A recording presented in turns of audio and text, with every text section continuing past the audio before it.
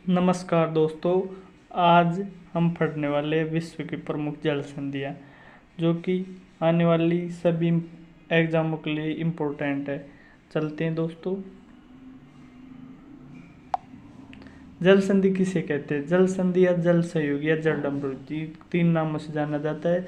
जल संधि या जल सहयोग या जल डमरू पानी के ऐसे तंग मार्ग कहते हैं जो दो बड़े पानी के समूह को जोड़ता हो और दो स्थल खंडों को अलग करता हो, जिसमें नौकाएं गुजरकर एक बड़े जलाशय से दूसरे बड़े जलाशय तक जा सके, अर्थात एक महासागर से दूसरे महासागर तक जा सके एवं दो स्थल खंडों को अलग करे, उसे क्या कहेंगे? जल डमरू कहेंगे। तो अगली स्लाइड पर चलते हैं, जो कि जल डमरू इम्पोर्टेंट जल डमरू है। पहली जल संधि है सुसीमा जल संधि। सुसीमा जल संधि कहाँ पर स्थित है, ये किसको अलग करती है, देखते हैं। जब सुसीमा जल संधि जापान सागर एवं पूर्वी चीन सागर को जोड़ने वाली है, जो जापान में स्थित है। ये तो है जापान सागर और यहाँ पर है पूर्वी चीन सागर, तो इसको यहाँ पर ये सुसीमा जल संधि है जो कि जापान में स्थित है। डेविस जल संधि अगली जल संधि है डेविस जल संधि। यह विश्व की सबसे चौड़ी जल संधि है। विश्व की चौड़ाई के आधार पर सबसे चौड़ी जल संधि कौन सी है? डेविस जल संधि है। बेफिन की खाड़ी एवं अटलांटिक महासागर को जोड़ने वाली है। ग्रीनलैंड और कनाडा से अलग करती है। यहाँ पर एक ग्रीनलैंड हो गया और यहाँ पर ये कनाडा हो गया, तो इन दोनों को अलग करती है। यहाँ पर है डेविस जल संधि, यहाँ पर तो हो गया बेफिन खाड़ी और यहाँ अटलांटिक महासागर, तो इन दोनों को जोड़ने का काम करती है डेविस जल संधि। अगली जल संधि पर चलते हैं, जो कि इम्पोर्टेंट है जिब्राल्टर जल संधि। यह जल संधि हर एग्जाम के लिए इम्पोर्टेंट है, क्योंकि यह जल संधि बार बार एसएससी बार बार पूछती है इस जल संधि को। तो देखते हैं दोस्तों। जिब्राल्टर जल संधि भूमध्य सागर एवं अटलांटिक महासागर को जोड़ने वाली है। यहाँ पर ये तो हो गया अटलांटिक महासागर और ये हो गया मेडिटेरियन सी, तो यहाँ पर है जिब्राल्टर जल संधि। इस जल संधि स्पेन और मोरक्को को अलग करती है। मतलब स्पेन यहाँ पर तो हो गया स्पेन और ये नीचे यहाँ पर मोरक्को, इन दोनों को अलग करती है जिब्राल्टर जल संधि।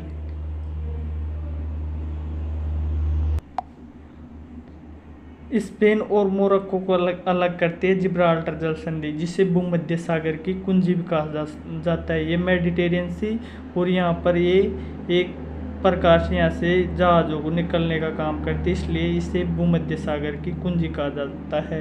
यहाँ पर हो गया अटलांटिक महासागर, तो अटलांटिक महासागर और मेडिटेरियन सी को जोड़ने का काम करती है जिब्राल्टर जल संधि। अगली जल संधि है टॉरस जल संधि।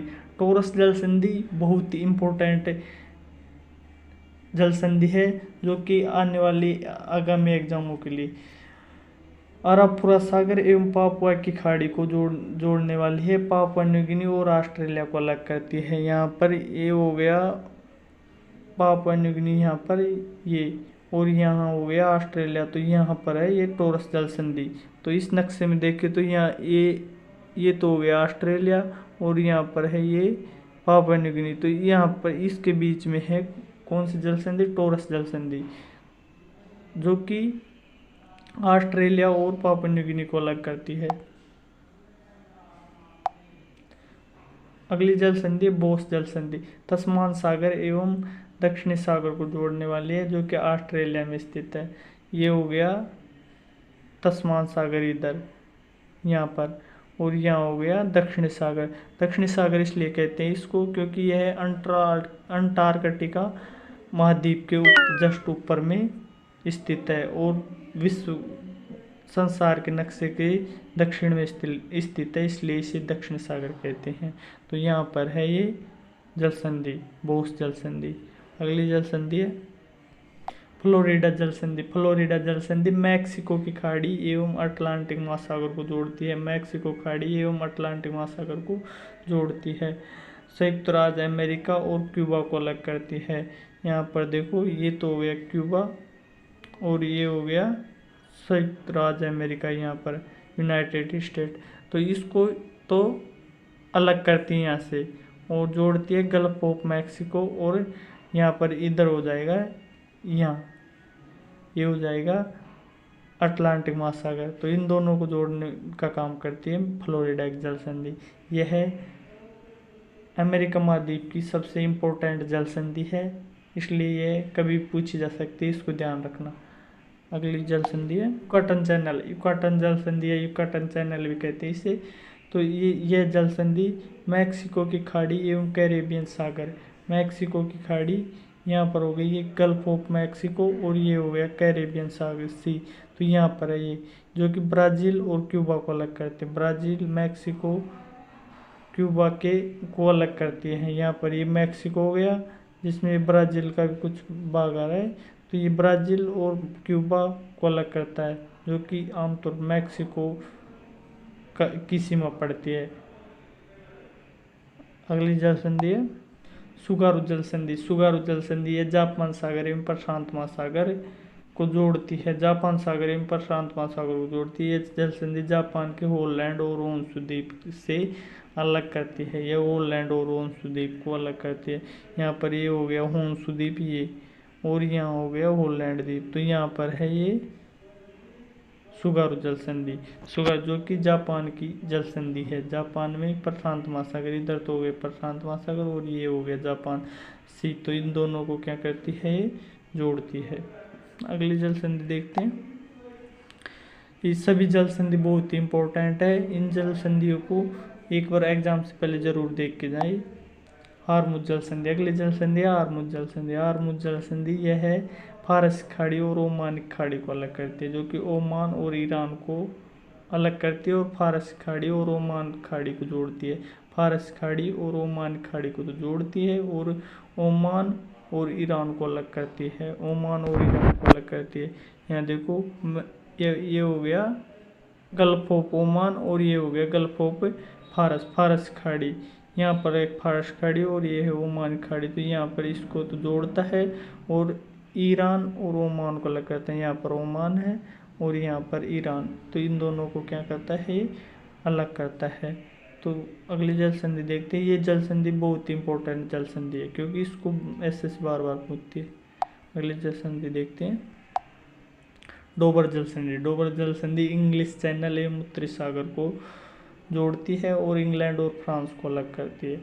इंग्लैंड, यहाँ पर देखिए ये तो हो गया इंग्लैंड, और ये हो गया फ्रांस। इन दोनों को तो अलग करती है, और ये इंग्लिश चैनल और ये हो गया नॉर्थ सी, मतलब उत्तरी सागर, इन दोनों को जोड़ने का काम करती है यहाँ पर। तो यहाँ पर है डोबर जल संधि। यह डोबर जल संधि इंग्लिश चैनल और उत्तरी सागर को जोड़ने का काम करती है। इंग्लिश चैनल और उत्तरी सागर को जोड़ने का, और इंग्लैंड और इस फ्रांस को अलग करती है। इंग्लैंड और फ्रांस को अलग करती है। फ्रांस हो गया, फ्रांस की सीमा यहाँ पर यहाँ तक है इसमें। अगली जल संधि है मलक्का जल संधि। मलक्का जल संधि अंडमान सागर तथा दक्षिण चीन सागर को जोड़ने वाली है। यह है अंडमान सागर और दक्षिण चीन सागर। यहाँ पर हमारा अंडमान निकोबार द्वीप हो गया, और अंडमान सी यहाँ पर।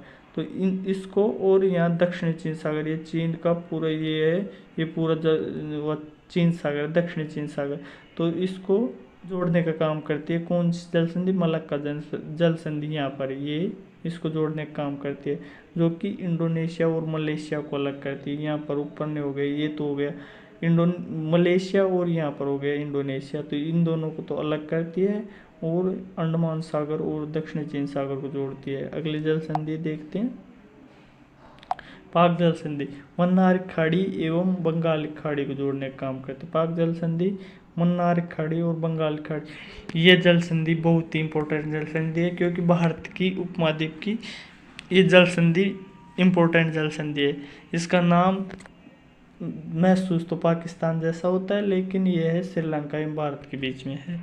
तो ये श्रीलंका और भारत को अलग करती है। और मन्नार की खाड़ी, ये मन्नार की खाड़ी, और यहाँ पर बंगाल की खाड़ी। बंगाल की खाड़ी जो कि पश्चिम बंगाल के नीचे पूरी बंगाल की खाड़ी है।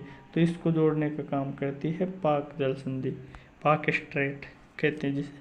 अगली जल संधि है इससे संबंधित कुछ क्वेश्चन भी है वो जो कि नेक्स्ट एग्जाम में आए हुए हैं, तो वो भी इसके साथ लिए हैं, हमने ऐड किए हैं, तो उसको ज़रूर देखें। अगली जल संधि कुक जल संधि। तस्मान सागर एवं दक्षिण प्रशांत सागर, यह है तस्मान सागर और दक्षिण प्रशांत सागर को जोड़ने का काम करते। कुक जल संधि न्यूजीलैंड और उत्तरी और दक्षिणी द्वीप को अलग करती है। यहाँ पर ये हो गया न्यूजीलैंड, तो इसके ये द्वीप है उत्तरी द्वीप और ये दक्षिणी द्वीप, तो यहाँ पर है कौन सी, कुक जल संधि। अगली जल संधि सुंडा जल संधि, जो कि जावा सागर एवं हिंद महासागर को अलग करती है। जावा सागर और हिंद महासागर को जोड़ती है, जो कि इंडोनेशिया में स्थित है। ये देखिए हो गया हिंद महासागर और यहाँ पर हो गया जावा सागर, तो इन दोनों को तो जोड़ने का काम करती है और ये इंडोनेशिया में स्थित है सुंडा जल संधि। अगली जल संधि देखते हैं बेरिंग जल संधि। बेरिंग जल संधि बहुत ही इंपॉर्टेंट जल संधि है, इसको इंपॉर्टेंट मार्क कर लीजिए क्योंकि यह जल संधि बहुत ही इंपॉर्टेंट जल संधि है। बेरिंग जल संधि चुकी सागर और बेरिंग सागर को अलग करती है। बेरिंग सागर एवं चुकी सागर को अलग करती है। अलास्का रूस को तो अलग करती है, बेरिंग सागर और चुकी सागर को जोड़ती है। अलास्का एवं रूस को तो अलग करती है और बेरिंग सागर एवं चुकी सागर को जोड़ती है। अंतर्राष्ट्रीय तिथि रेखा के लगभग बेरिंग जल संधि समांतर होकर गुजरती है। अंतर्राष्ट्रीय तिथि रेखा कितने डिग्री है, 180 डिग्री, 180 डिग्री देशांतर को अंतर्राष्ट्रीय तिथि रेखा कहते हैं, जो कि हमारे दिनांक को इसके अनुसार तय किया जाता है।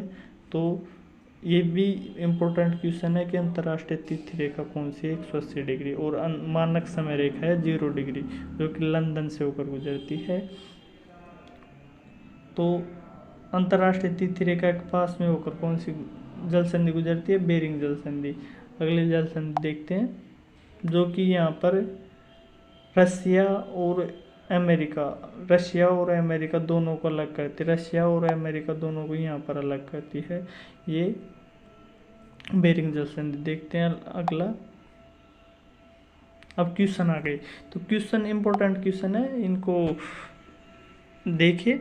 निम्नलिखित में से कौन सी जल संधि अंतर्राष्ट्रीय तिथि रेखा के समांतर है। अभी हमने देखी, अब जस्ट कौन सी जल संधि है, बेरिंग जल संधि। अंतर्राष्ट्रीय तिथि रेखा के समांतर गुजरने वाली जल संधि कौन सी है, बेरिंग जल संधि। अगली जल संधि देखते हैं, विश्व की सबसे चौड़ी जल संधि कौन सी है। इसका आंसर बताओ, विश्व की सबसे चौड़ी जल संधि कौन सी है, डेविस जल संधि है। अभी तो पढ़ा है यार। विश्व की सबसे चौड़ी जल संधि कौन सी है, डेविस जल संधि है। अगली जल संधि देखते हैं, एशिया तथा उत्तरी अमेरिका किसके द्वारा पृथक होते हैं। एशिया और उत्तरी अमेरिका बेरिंग जल संधि के द्वारा पृथक होते हैं। कौन सी जल संधि, बेरिंग जल संधि, क्योंकि यहाँ पर रूस और इधर अमेरिका दोनों के बीच में कौन सी जल संधि थी, रूस और अमेरिका के बीच में बेरिंग जल संधि थी, जो कि 180 डिग्री मानक समय रेखा के पास होकर गुजर रही थी। तो इसका आंसर हो जाएगा बेरिंग जल संधि। अगली जल संधि है हॉर्मुज़ जल संधि। हॉर्मुज़ जल संधि किन दो देशों को अलग करती है, तो इसका आंसर है ओमान एवं यूएई। ओमान और यूएई, ओमान सागर और अदन खाड़ी को जोड़ती है कौन सी जल संधि, हॉर्मुज़ जल संधि, और अलग किसको करती है ये, ओमान और यूएई को। अगली जल संधि है, अगला क्वेश्चन है, कौन सा जलडमरू ऑस्ट्रेलिया और तस्मानिया सागर को पृथक करता है। ऑस्ट्रेलिया और तस्मानिया सागर को अलग करता कौन सी जल संधि है, ये है बोस जल संधि। कौन सी जल संधि, बोस जल संधि। अगली जल संधि क्वेश्चन देखो, पाक जल संधि किन दो देशों को अलग करती है। पाक जल संधि किन दो देशों को अलग करती है। देखो इसमें क्वेश्चन भी आ गया कि पाक जल संधि भारत पाकिस्तान को अलग करती है, ये गलत है। क्या है, ये गलत। भारत म्यांमार को, ये भी गलत है। भारत और श्रीलंका, ये सही है। भारत और श्रीलंका को अलग करती है कौन सी, पाक जल संधि। किन दो देशों को अलग करती है, भारत और श्रीलंका को। अगला क्वेश्चन है, बेरिंग जल डमरू। बेरिंग जल डमरू अलग करता है, किस किस को अलग करता है, करता है बेरिंग जल डमरू, किस किस को जोड़ता है, ये टाइपिस्ट ने थोड़ी गलती कर दी है, तो किस किस महासागर जोड़ता है। देखिए आर्कटिक महासागर और प्रशांत महासागर, अंटार्कटिक महासागर और हिंद महासागर, अंटार्कटिक महासागर और प्रशांत महासागर। तो इसका आंसर है आर्कटिक महासागर और प्रशांत महासागर को। कौन सा? आर्कटिक महासागर और प्रशांत महासागर को जोड़ने का काम करती है। अगला क्वेश्चन है मलक्का जल संधि किन दो सागरों को संयुक्त करती है? मलक्का जल संधि किन दो सागरों को संयुक्त करती है? तो ये है दक्षिणी चीन सागर और अंडमान सागर। अब ये भी पढ़ा है, ये क्वेश्चन इंपॉर्टेंट क्वेश्चन है। किन दो सागरों को संयुक्त रूप से जोड़ती है? तो वह अंडमान सागर और दक्षिणी चीन सागर। अगला क्वेश्चन है भूमध्य सागर एवं अटलांटिक महासागर को जोड़ने वाली जल संधि है। भूमध्य सागर और अटलांटिक महासागर को जोड़ने वाली जल संधि कौन सी है? तो इसका आंसर होगा, बताओ देख कौन सा है भूमध्य सागर और अटलांटिक महासागर को जोड़ने वाली जल संधि? जिब्राल्टर जल संधि होगी, जिसे भूमध्य सागर की कुंजी भी कहा जाता है। इसको भूमध्य सागर की कुंजी भी कहा जाता है। भूमध्य सागर की कुंजी भी कहा जाता है।